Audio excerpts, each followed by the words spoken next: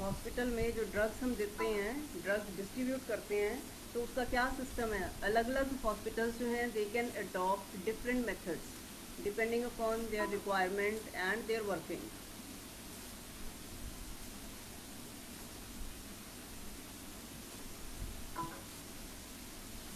बेटा ये कौन है? Drug distribution is one of the basic service provided by hospital pharmacy. Hospital pharmacy का ये एक इम्पॉर्टेंट फंक्शन है, ड्रग डिस्ट्रीब्यूशन सिस्टम। तो उसमें वो ड्रग डिस्ट्रीब्यूशन जो है वो वार्ड कंट्रोल्ड भी है कि वार्ड वाइज डिस्ट्रीब्यूट करते हैं। Then pharmacy controlled imprest based system and pharmacy controlled patient issue system, कि उसके हिसाब से करते हैं।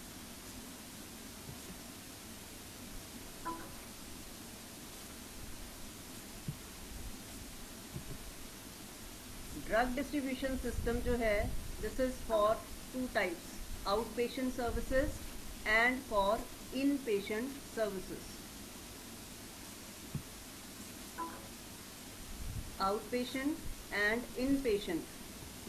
आउट पेशेंट आपको पहले भी बताया था, आउट पेशेंट्स कौन से होते हैं? Patients who do not gate admitted into the hospital, जो हॉस्पिटल में बेड ऑक्यूपाई नहीं करते, जो हॉस्पिटल में आए, अपना चेकअप करवाया और चले गए, उनको बोलते हैं आउट पेशेंट्स। और दूसरा है ड्रग डिस्ट्रीब्यूशन सिस्टम, और उसमें इन पेशेंट्स को दिया जाता है drug distribution to in patients. Inpatients कौन से हैं? Patients who are admitted into the hospital, they occupy bed, ठीक है, वार्ड में एडमिटेड हैं, ठीक है। तो then is out patient department और ओपीडी। आउट पेशेंट का मतलब क्या है? It refers to patients not occupying beds in the hospital और क्लिनिक और इन द हेल्थ सेंटर, ठीक है, जो बेड ऑक्यूपाई नहीं कर रहे, जो एडमिटेड नहीं है हॉस्पिटल में, ठीक है। The patients with minor and common illness go to the OPD for consultation to the physician. OPD में आए, डॉक्टर के साथ अपना मतलब जो भी है कंसल्ट किया, चेकअप कराया, प्रिस्क्रिप्शन लिया, मेडिसिन ली और चले गए, उनको बोलते हैं out patients. And this department is called out patient department, commonly known as OPD. Location of out patient department, ये ओपीडी है फार्मेसी का, हॉस्पिटल फार्मेसी का। ये देखो यहाँ पे ऑफिस है जहाँ पे कि रजिस्ट्रेशन वगैरह होगी, पेशेंट्स आएंगे अपना प्रिस्क्रिप्शन लिखवा के डॉक्टर से, और वो यहाँ पे अपना प्रिस्क्रिप्शन दिखा देंगे, फिर बिलिंग वगैरह हो जाएगी, उसकी पेमेंट के बाद वो यहाँ से मेडिसिन लेंगे। ये देखो यहाँ पे क्या है, देयर आर विंडोज़, ये जो है there are windows for dispensing, ये विंडोज़ हैं डिस्पेंसिंग के लिए। और उसके साथ यहाँ पे क्या है, seating arrangement for patients, patients के बैठने की अरेंजमेंट है यहाँ पे, कि इन केस रश है, टाइम लग रहा है, पेशेंट को वेट करनी पड़ रही है, तो देयर इज सीटिंग अरेंजमेंट, ठीक है। यहाँ पे विंडोज़ हैं जहाँ से कि वो डिस्पेंस करेगा फार्मासिस्ट, ठीक है। पीछे ये डिस्पेंसरी है, और यहाँ पे रैक्स हैं for storing drugs and refrigeration, क्योंकि कई ड्रग्स ऐसी हैं जिनको कि हाई टेम्परेचर पे ख़राब हो जाती हैं और दे रिक्वायर रेफ्रिजरेशन, फ्रिज में रखना पड़ता है उनको स्टोर करने के लिए। Then is out patient activity chart, कि आउट पेशेंट जो हैं उनकी एक्टिविटी मूवमेंट कैसे हो रही है। तो सबसे पहले आपको जो लास्ट टाइम बताया था, पहले क्या होगा, आउट पेशेंट आया, कहाँ जाएगा? सीधा रिसेप्शन पे रजिस्ट्रेशन के लिए, ठीक है। रजिस्ट्रेशन के लिए आया तो after registration he sent to the clinical section, he sent to the clinical section. तो वहाँ पे क्या है, डॉक्टर चेकअप करेगा, डॉक्टर चेकअप करके डायग्नोज करके he will write the prescription. ये जो RX का साइन है, ये छोटे से पढ़ रहे हो ना आप, RX is for prescription, prescription is written by the doctor, doctor ने प्रिस्क्रिप्शन लिख दिया, उसके बाद प्रिस्क्रिप्शन लेके पेशेंट आ जाएगा यहाँ फार्मेसी में, patient comes to the pharmacy और पेशेंट अपना प्रिस्क्रिप्शन जो है फार्मासिस्ट को दे देगा, ठीक है। Then there is filling of prescription. Filling of prescription में क्या है कि फार्मासिस्ट प्रिस्क्रिप्शन पढ़ेगा, सिलेक्ट करेगा ड्रग्स को और उसके बाद उनको प्रॉपर लेबल करेगा। लेबल करने के बाद depending upon the cost of the material as well as the container वो फिर उसकी प्राइसिंग करेगा। ठीक है, प्राइसिंग करके फिर वो डिस्पेंस कर देगा ड्रग्स। डिस्पेंसिंग में आता है कि वो उसको बता देगा कि किस तरह से लेनी है ड्रग, कैसे स्टोर करनी है, वो सारी की सारी इन्फॉर्मेशन जो है वो पेशेंट को देता है। ठीक है, साथ में क्या है यहाँ पे रिसीट ऑफ पेमेंट, कि पेमेंट रिसीव हो जाएगी। अलग अलग हॉस्पिटल्स हैं, अलग अलग मेथड से पेमेंट ले सकते हैं। Payment can be done free और बाय कैश। अगर कह लो हॉस्पिटल चैरिटेबल हॉस्पिटल है तो वहाँ पे कई बार दवाइयाँ फ्री में भी देते हैं, तो इट कैन बी फ्री और payment can be taken by cash और बाय अनदर ऑनलाइन मेथड। ठीक है, फिर प्रिस्क्रिप्शन जो है, जो प्रिस्क्रिप्शन आया फार्मासिस्ट के पास, उसने उसको फाइल में लगा लेना है। दो तरह की फाइल्स होती हैं, एक है रेगुलर प्रिस्क्रिप्शन फाइल, जो नॉर्मल आते हैं प्रिस्क्रिप्शंस उनको रेगुलर प्रिस्क्रिप्शन फाइल में सेव कर लेते हैं, ऐड कर लेते हैं। लेकिन अगर प्रिस्क्रिप्शन में कोई नारकोटिक ड्रग प्रिस्क्राइब की है डॉक्टर ने, तो that is stored separately in narcotic prescription file. Then in patient service. In patient service बताने से पहले मैं आपको एक और बताना चाहती हूँ बात, कि आउट पेशेंट्स जो हैं वो भी आगे फिर 3 तरह के होते हैं आउट पेशेंट्स। एक है general out patients. General out patients की कोई ज़्यादा सीरियस इलनेस नहीं है, आया किसी भी इलनेस के लिए डॉक्टर के पास चेकअप करवा के चला गया, तो that is general out patient. दूसरे हैं emergency out patients. Emergency out patients जो हैं वो हैं विच नीड एमरजेंसी केयर, उनको इमीडिएट अटेंशन की ज़रूरत होती है। They are called emergency patients. ठीक है, उनको क्या है, डॉक्टर क्यू में नहीं रखेगा, एमरजेंसी में इमीडिएटली अटेंड करता है, तो they are called emergency out patients. Attend किया, डॉक्टर ने देखा, उसके बाद प्रिस्क्रिप्शन फिल करा के वो चला जाता है घर वापस। एमरजेंसी आउट पेशेंट का ये मतलब बिल्कुल नहीं है कि वो पेशेंट बहुत सीरियस है and he needs to be admitted in the hospital, ये ज़रूरी नहीं है। देन थर्ड टाइप के आउट पेशेंट्स जो हैं वो होते हैं referred out patients. Referred out patients जो हैं वो कौन से हैं, कि सपोज डॉक्टर के पास प्रिस्क्रिप्शन वो चल रहा है, उसका चेकअप चल रहा है, ट्रीटमेंट चल रहा है, लेकिन किसी स्पेशल कोई टेस्ट बोल देता है डॉक्टर, या जैसे उसको कोई चेस्ट की प्रॉब्लम है या किसी स्पेशल फंक्शन के लिए वो उसको किसी स्पेशलिस्ट के पास रेफ़र कर देता है, तो वहाँ पे वो रेफर्ड आउट पेशेंट कहलाएगा। तो that is referred out patient. वहाँ पे जाके अपना एक बार क्योंकि रेफ़र किया था डॉक्टर ने, चेकअप करा के वापस वो दोबारा अपना जहाँ पे चल रहा है ट्रीटमेंट वहीं पे ही आ जाएगा। ठीक है, so he is called referred out patient there. अब है इन पेशेंट्स। अब ड्रग डिस्ट्रीब्यूशन इन पेशेंट्स को कैसे करते हैं? इन पेशेंट्स मतलब patients who are admitted in the hospital. The drug distribution to the in patient department, ये depend करता है हॉस्पिटल पे कि सेम विंडो से डिस्पेंसिंग हो रही है इन पेशेंट्स को भी और आउट पेशेंट्स को भी, या there are separate windows for in patients and separate for out patients. और अगर हॉस्पिटल ज़्यादा बड़ा है, ज़्यादा रश है वहाँ पे, तो क्या हो सकता है कि इन पेशेंट्स के लिए एक विंडो है और आउट पेशेंट्स के लिए 2 विंडोज़ हैं, ज़्यादा विंडोज़ भी हो सकती हैं। That depends upon the size of the hospital and the number of patients coming for checkup. If the workload seems to be heavy, then additional personnel can be employed. मतलब अगर workload ज़्यादा है, workload ज़्यादा कैसे होगा? अगर patients ज़्यादा आ रहे हैं, ज़्यादा वर्कलोड है, तो ज़्यादा विंडो से हमें करनी पड़ेगी डिस्पेंसिंग, और उस केस में एडिशनल पर्सन जो हैं they are employed. Then systems for in patient drug distribution. Drug distribution के अलग अलग मेथड्स कौन कौन से हैं? जो हॉस्पिटल में पेशेंट्स एडमिटेड हैं, इन पेशेंट्स, उनको ड्रग डिस्ट्रीब्यूट कैसे करनी है।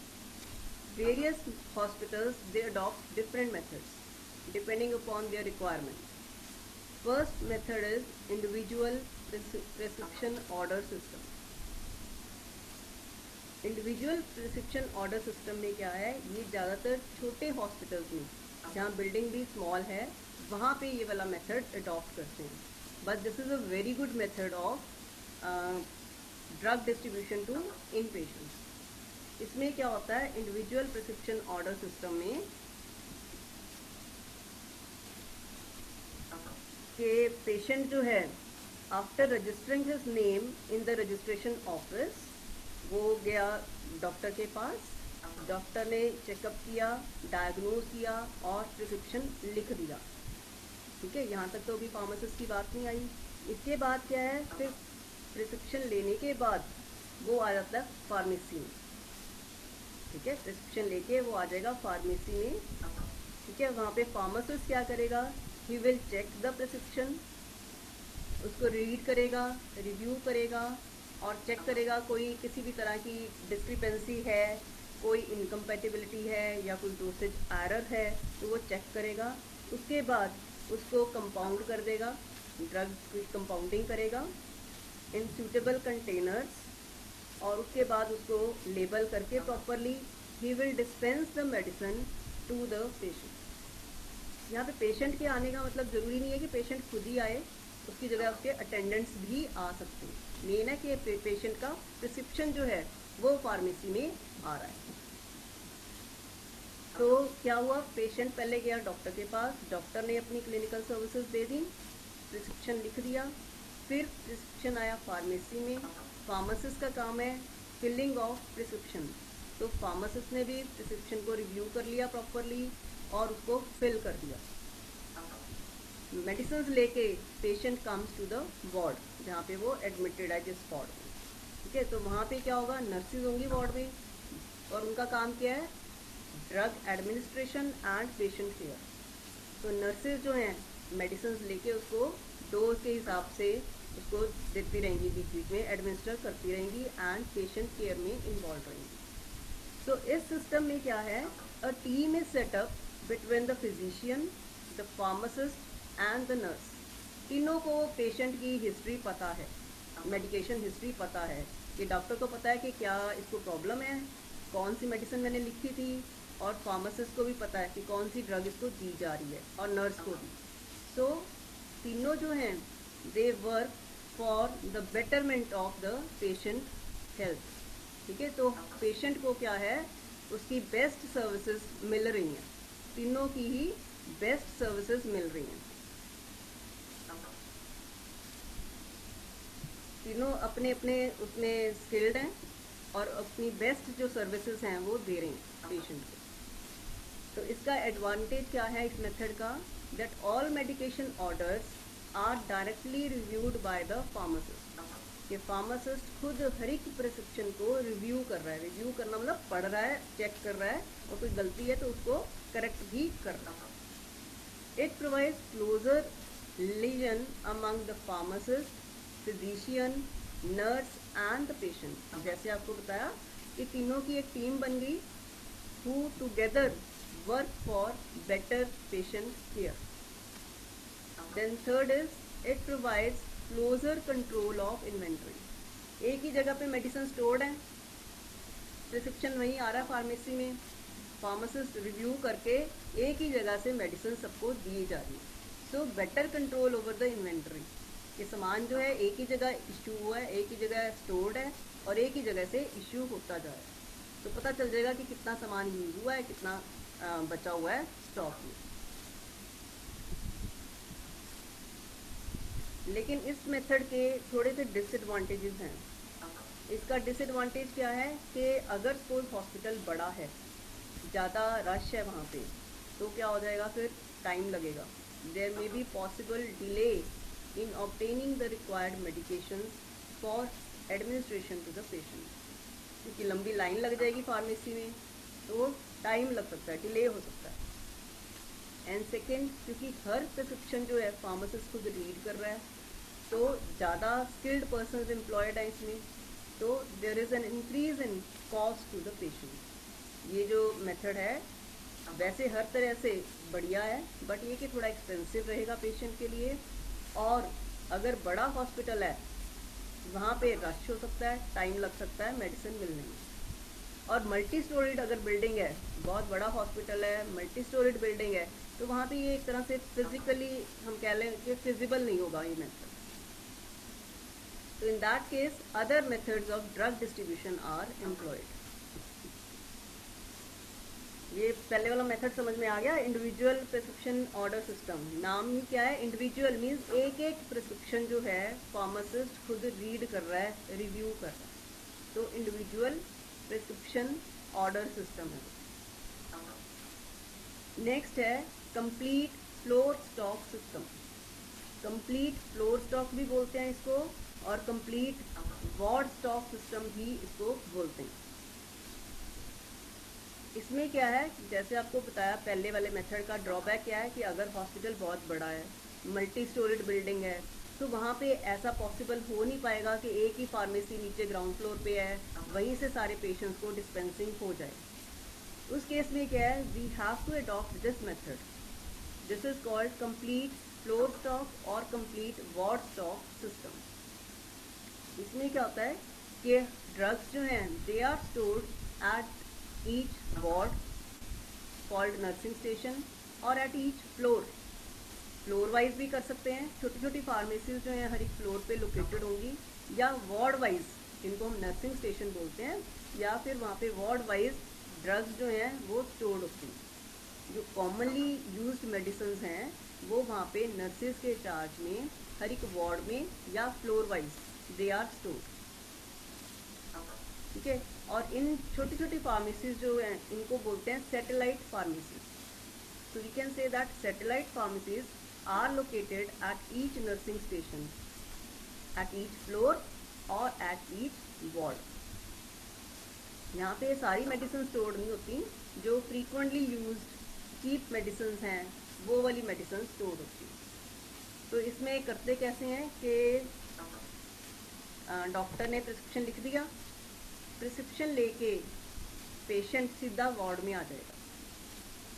डॉक्टर ने प्रिस्क्रिप्शन लिख दिया, उसके बाद पेशेंट मेन फार्मेसी में नहीं जाएगा, वो सीधा वार्ड में आ जाएगा। वहाँ पे वार्ड में ड्रग्स जो हैं they are stored at nursing station under the charge of nurses. Nurses के चार्ज में है वो ड्रग्स, तो वो उनके पास हैं वहाँ पे, तो उसको मेन फार्मेसी में जाने की ज़रूरत नहीं है।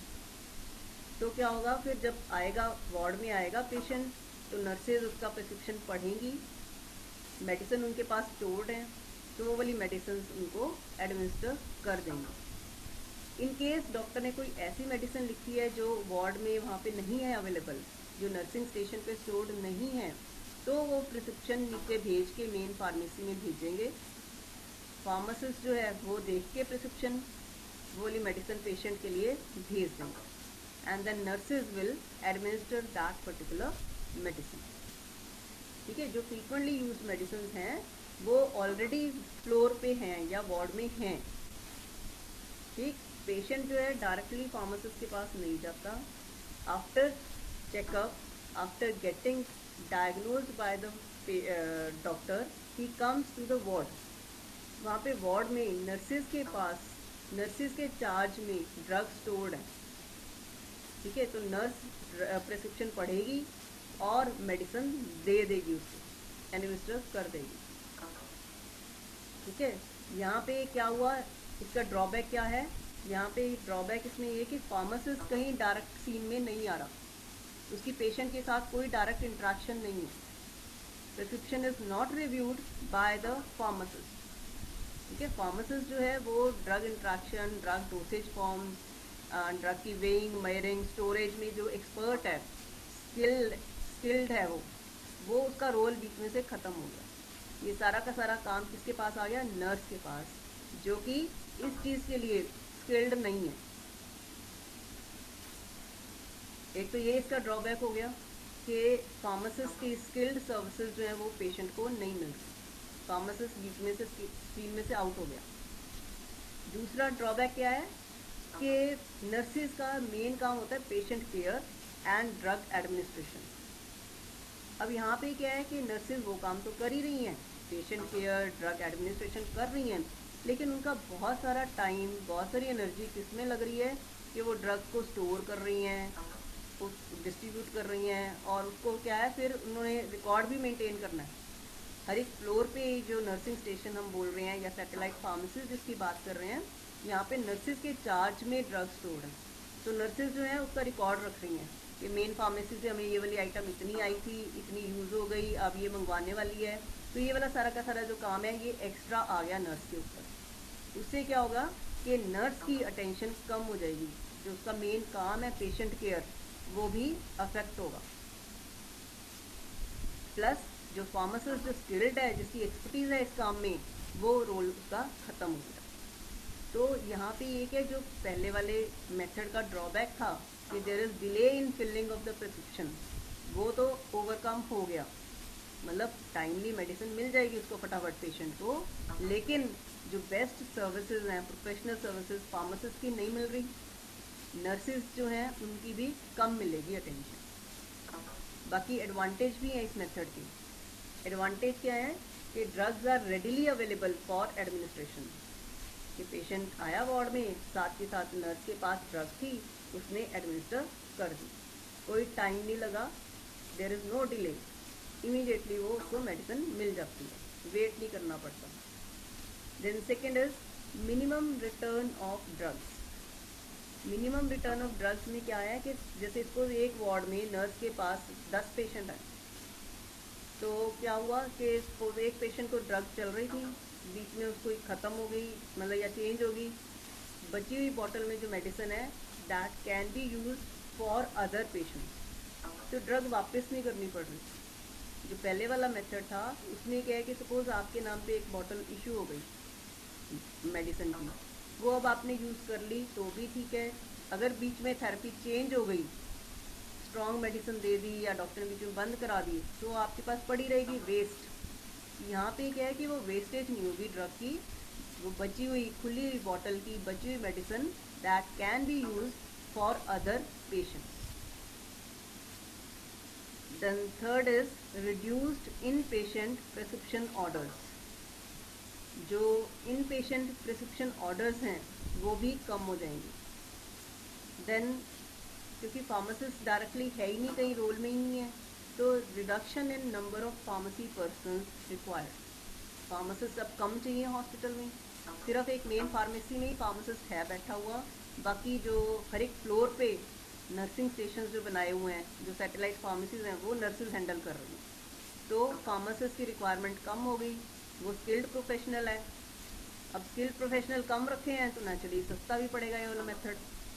तो this method is economical to the patient, सस्ता पड़ता है, दो तरह से सस्ता पड़ता है। एक तो फार्मासिस्ट की रिक्वायरमेंट कम है, दूसरा बची हुई ड्रग्स क्योंकि यूज़ हो गई तो उससे भी इकोनॉमिकल पड़ जाता है। लेकिन इसके डिसएडवांटेज भी हैं इस मेथड के। There is increase in chance of medication errors.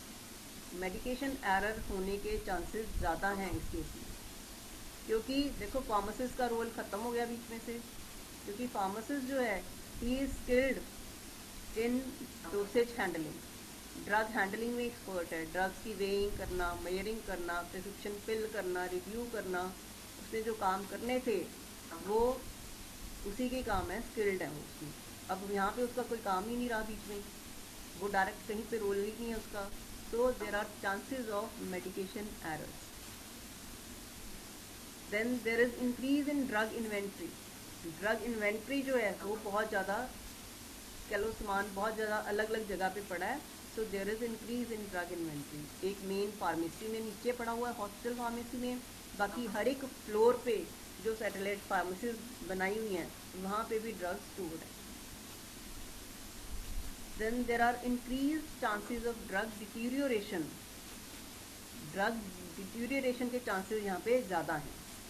वो ज़्यादा क्यों हैं? दो कारण हैं उसके ड्रग डिटीरियोरेशन के। एक तो है due to lack of proper storage facilities. हर एक फ्लोर पे सपोज जैसे आपको मेन फार्मेसी में बताया था ना कि फ्रिज रखा हुआ है हमने, जो ड्रग्स थर्मोलेबाइल हैं, हाई टेम्परेचर पे ख़राब हो जाती हैं, उनके लिए फ्रिज है। लेकिन हर एक फ्लोर पे ये पॉसिबल नहीं हो सकता कि हम ये फैसिलिटीज़ प्रोवाइड करें। तो फैसिलिटीज़ ना होने के कारण ड्रग डिटीरियरेट हो सकती है। दूसरा है due to the lack of knowledge on the part of nurses. यहाँ पे ड्रग्स किसके चार्ज में स्टोर्ड है? नर्सेज के चार्ज में स्टोर्ड है, who are not skilled in drug storage. उनको उनकी फिजिकल केमिकल प्रॉपर्टीज़ के बारे में नहीं पता, तो वो कैसे प्रॉपरली उनको स्टोर करेंगी। So due to that also there are more chances of drug deterioration. The next disadvantage is that there is increased workload on nurses. Nurses के पास वर्कलोड ज़्यादा है, काम ज़्यादा हो गया ना, उनको अब क्या है, रिकॉर्ड मेंटेन करना पड़ रहा है, वो ड्रग्स का पूरा ध्यान रखना पड़ रहा है। ये वाली ड्रग इतनी इतनी आई है, इतनी इशू हुई हैं, इतनी यूज़ हो गई, बैलेंस कितनी है, ये अभी मंगवानी है मेन फार्मेसी से। So there is increase workload on nurses. So क्या होगा अल्टीमेटली अफेक्ट क्या होगा? पेशेंट केयर पे होगा, patient care will be affected. तो पेशेंट को यहाँ पे फार्मासिस्ट की सर्विसेज नहीं मिल रही, नर्सिस का भी थोड़ा कम अटेंशन मिल रहा है। तो उस तरह से पेशेंट की हेल्थ के लिए ये वाला मेथड जो है बहुत ज़्यादा अप्रोप्रिएट नहीं है। हर एक मेथड के अपने एडवांटेज हैं, अपने डिसएडवांटेज हैं। तो आज अभी मैं ये 2 मेथड्स ही करा रही हूँ, बाकी जो 2 मेथड्स रह गए हैं वो नेक्स्ट टाइम कराएंगे। इतने आपका अगर कोई डाउट है तो वो पूछ लो।